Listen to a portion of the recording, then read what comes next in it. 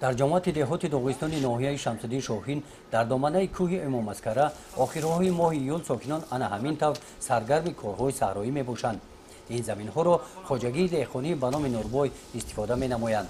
خواجگیداران وابسته به طلبات بازار استعمالی امسال در میدان 1 هکتار زمین کشت کارتوشکا گذراندند. وابسته به کارکرد زمین نشونمای نیالهای کارتوشکا در حال خوب قرار دارند.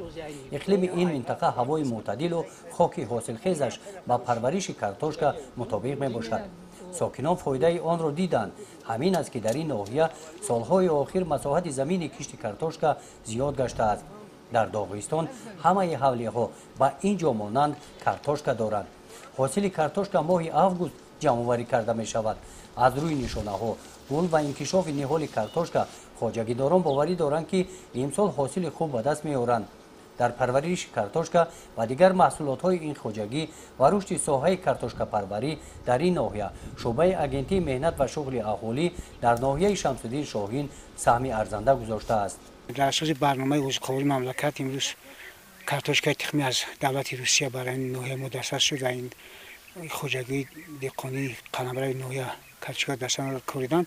ما با 3 خواجگی دهقانی ناحیه از جمله با 2 خواجگی دهقانی در قلمرو جماعت دیودی داغستان با خواجگی دهقانی سیدعلی در دهه دریاب و خواجگی دهقانی با جماعت دیودی داغستان و اینچنین با خواجگی دهقانی عبدالله کوچی جماعت دیود شوراباد طریق برای پرورش کارتوشکا شهرنامه بسته هستیم و در اساس برنامه مساعدت به شغل اهالی در 6 ماه سال 2017 شعبه اگنتی مهنت و شغل با یک قطار خواجگی قلمرو ناحیه شهرنامه بستند و برای سفربر نمودن شهروندان بیشغل به کار مزدوک جمعیتی سفربر کرده‌اند. از جمله شغلی که داشتیم امروز در خواجگی دهقانی نوربای جماعت دیودی داغستان 20 نفر شهروندان بیشغل به کار مزدوک جمعیتی جلب کردند که از طرف خواجگی مبلغ گذاری کرده میشن و در برابر مبلغ گذاری خواجگی از طرف شعبه اگنتی مهنت و شغل اهالی به هر یک اونو با مبلغ 200 سومانی مبلغ الهاتا پرداخت کرده میشه. خواجگی دهقانی به نام نوربای مساحت 3 هکتار زمین را عاقلانه استفاده می‌نماید. بین قطاره‌های نهال‌های باغ در برابر کارتوشکا محصولات‌های سبزیجاتی و فلزی پرورش می‌یابند. در کارکرد زمین و پرورش این محصولات‌ها خواجگیداران از پاروی محلی استفاده نموده محصولات تازه اکولوژی را به بازار می‌برند.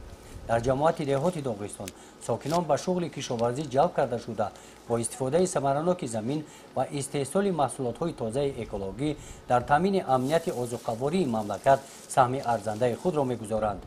در دوره 6 سالی با تشبث دستگیری جناب عالی پیشوای ملت امانی رحمان بسیار خواجگی‌های دهقانی با چی داده زمین‌ها به خواجگی‌های دهقانی داده شدند که دهقانان حاضر زمین را از خود کردگی برای استفاده بردن ثمرناک زمین را استفاده برده‌اند. همه مردم به زمین حاضر چسبیدگی که ما استحصال زندگی مردم همین جماعت ما اصحاب زمین است. مردم حاضر همه در ادیر است، در صحرا است برای حاصل جمع‌آوری حاصل تولید هستند. از روی معلومات شعبه اگنتی مهنت و شغل اهالی در ناحیه شمس‌الدین شاهین در 6 ماه اول سال 2017 شماره خواجگی‌های دهقانی در این ناحیه به 2738 عدد می‌رسند. در مساعدت به شغل اهالی و تامین ساکنان به جای کار در همین زمینه پس کردن سطح کم‌بزاعتی در دهات خواجگی‌های دهقانی سهم کلان می‌گذارند. گزارش خواجه نظری خدای نظر ظهوروف از ناحیه شمس‌الدین شاهین برای برنامه اطلاعاتی تحلیلی جنبسته هفته.